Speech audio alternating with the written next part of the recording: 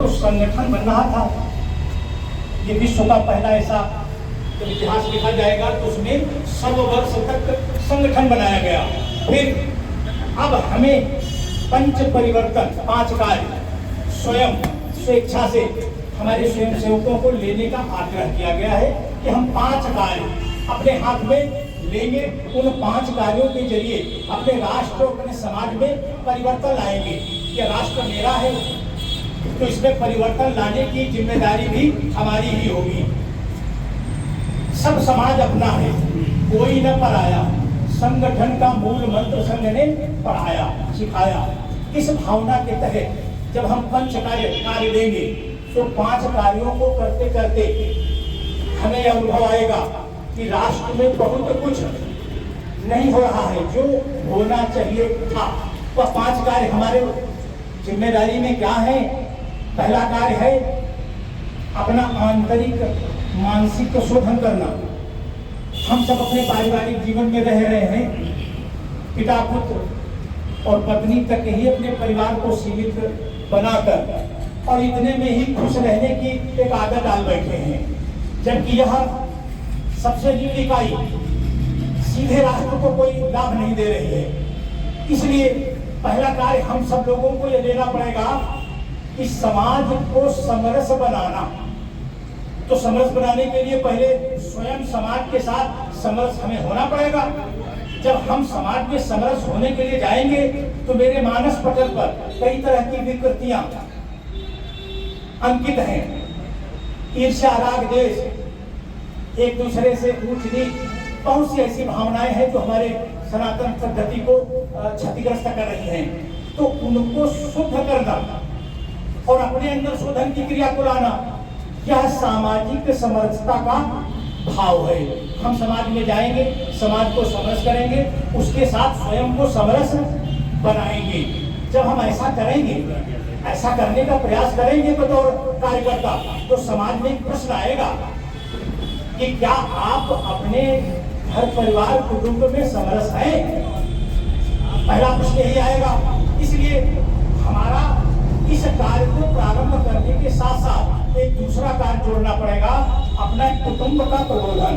कुटुंब माने हमारे भाई, चाचा, चाची, ताऊ, ताई, इन सब का एक जगह बैठकर महीने में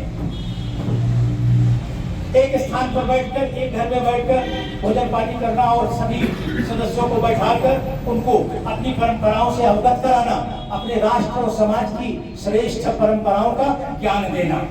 अगर हम कुटुंब का प्रबोधन कर लेते हैं, उसे एकीकृत करते हुए एक दृष्टि और एक भाव से चलने के लिए हम प्रेरित कर लेते हैं, तो हम समाज में समरस होने के लिए जाएंगे। समाज हमारे बातों में समरस होने लगेगा। माने समाज को समरस करने की पहली शर्त है कि हम अपने कुटुंब को समरस करेंगे। ये 2 कार्य हमको करने ही है। इसको बिना किए कोई रास्ता शेष दिखता नहीं है। जो हमारे राष्ट्र की संवैधानिक व्यवस्था है वो इन सब चीजों से अलग अपना एक मार्ग दर्शित करती है, जिस मार्ग से हमारे समाज में समरसता की कोई भावना प्रकट नहीं होती। जब समाज में समरसता की भावना नहीं है, उसी से प्रभावित होकर हमने कुटुंब को छोड़कर परिवार तक अपने को सीमित किया हुआ है। हमें इन 2 कार्यों को जब सफलता पूर्वक करने की अंदर दृढ़ इच्छा शक्ति पैदा करेंगे, तब एक तीसरा भाव जगेगा। वह भाव क्या है कि हम जिस वातावरण में रहते हैं वह वातावरण उसे संरक्षित एवं संवर्धित करना। अपने वातावरण को करने के लिए माने हम इसको एक शब्द में बोलते हैं पर्यावरण का संरक्षण एवं संवर्धन करना।